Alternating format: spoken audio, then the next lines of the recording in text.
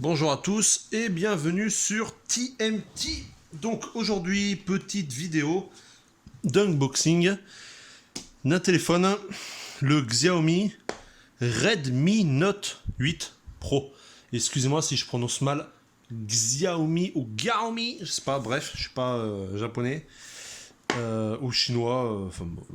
Je me tais parce que je suis nul, voilà. Donc c'est un téléphone que je viens d'acquérir en remplacement d'un Honor 7X. Donc on est dans une gamme de prix similaire, voire même moins cher. Le Redmi est moins cher que ce que coûtait le Honor 7X, pour des caractéristiques techniques meilleures. Donc j'hésitais entre celui-ci et un Honor 9T. Et c'est bien sûr le Xiaomi que j'ai choisi. Parce qu'il a quelques différences avec le Honor 9T qui justifient énormément le prix. Par exemple, l'écran du Redmi, du Note 8, est en IPS, alors que celui du 9T est en AMOLED. J'en ai rien à branler sur un téléphone, que ce soit de l'IPS ou de l'AMOLED. J'ai la montre qui est en AMOLED, bon, ça me suffit. Donc, du coup, voilà. Déjà, cette différence de prix. Après, ils ont 6 Go de mémoire tous les deux. 64 Go de stockage tous les deux.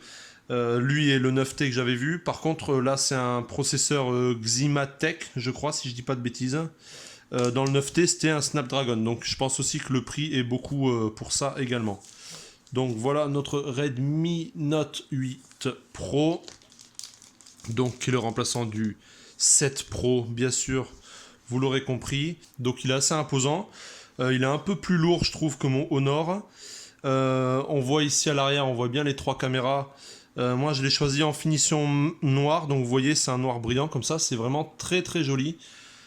Pourquoi j'ai choisi un Note 8 Pro? Déjà pour le prix et les éléments que je vous ai dit, et aussi parce que j'ai mon meilleur ami qui a un Note 7. Il en est extrêmement content, donc du coup il m'a aiguillé pour m'orienter sur ce modèle là, et j'en suis ravi.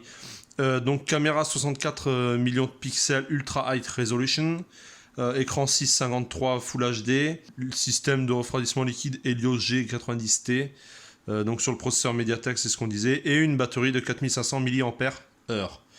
Bien sûr l'arrière prend toutes les traces de doigts comme vous le voyez, regardez, hop hop, voilà, donc c'est pas grave, j'ai acheté une housse en même temps. Donc ce téléphone, plus une coque, pardon, plus 2 vitres de protection, donc bien sûr une à installer et une de rechange. Je suis dans les 253 €, si je dis pas de bêtises, sur un site de e-commerce très célèbre. Je constate par ailleurs que j'ai acheté du coup une housse pour rien, parce qu'il y en a déjà une de fournie. Alors, bon ok, c'est une housse en silicone vraiment cheap, vraiment basique, hein, vous voyez, mais qui protégera le téléphone comme il se doit.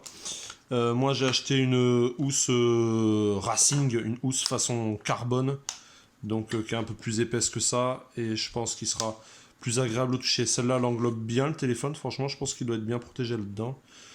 Sauf au niveau de la caméra, vous voyez qu'il est vraiment à ras de la coque, donc si vous tombez là, vous niquez tous les caméras, et vu que moi j'ai beaucoup filmé avec, c'est pas le but. Donc voilà ce qu'il y avait dans ce petit carton. Là on a les divers bouquins, là on a le chargeur, on a ici les écouteurs avec des bouchons de remplacement, et on a ici le câble de charge qui est un câble en USB type C. Moi c'était un critère indéniable, indiscutable, je voulais un téléphone en type C, j'en avais pas jusque là et ça me saoulait bien comme il faut. Donc maintenant c'est fait. Je vois d'ailleurs que là il y a une espèce de trappe, donc c'est intégré à la coque. J'espère que ma nouvelle coque n'aura pas ça, parce que dans la voiture c'est juste affreux, si je branchais mon téléphone, de devoir toujours faire ça. Voilà. Donc le téléphone est beau, l'écran occupe une surface immense. Vous voyez, l'écran est plutôt beau aussi. On a ici la caméra, ce qu'ils appellent en goutte d'eau, prise casque, jack, USB type C, micro, haut-parleur externe. Donc les 3 caméras, il y en a une qui fait caméra normale, caméra grand angle et caméra de précision quand on veut faire du macro comme ça en zoomant, en étant proche, pardon. Pam, il va falloir appuyer ici avec un tout petit pin pour pouvoir ouvrir la trappe et mettre carte SIM et peut-être carte micro SD. Il fait bien sûr double SIM. On voit ici que l'appareil photo déborde de la surface du téléphone. Donc c'est pas excellent, je le redis, en cas de chute, c'est grave. Donc du coup, ma nouvelle coque, elle, devrait arranger ça, pas celle-ci, bien sûr, la nouvelle. On va l'allumer, voir s'il a de la batterie déjà. Alors, il vibre. Redmi by Xiaomi. Et donc, normalement, il sera full compatible avec la montre Samsung que je vous avais déjà présentée sur une précédente vidéo. Pourquoi un Xiaomi alors que j'avais un Honor qui fonctionne plus ou moins bien, hein, c'est d'ailleurs avec lui que je filme, parce que j'ai eu des merdes avec mon Honor. Il a été pris, enfin bref, je vous expliquerai ça dans une autre vidéo parce que je suis vraiment très très mécontent du SAV d'Honor et rien que pour ça je le déconseille à tout le monde.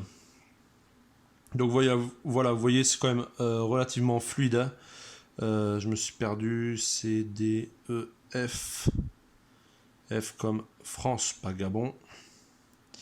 Là, on a mon Wi-Fi. On peut se connecter en 5G, je vois. Excellent. Honnêtement, le clavier est simple, mais moi, ça me suffit. La saisie du mot de passe Wi-Fi, c'est fait très facilement.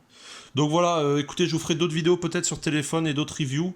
Avant, bien sûr, de le prendre en main, je vais l'utiliser un petit peu, voir ce que ça donne. Donc voilà, merci à tous d'avoir suivi cette petite vidéo sur la présentation de ce Redmi Note 8 Pro de Xiaomi. Je vous remercie tous et je vous dis à très bientôt. Salut!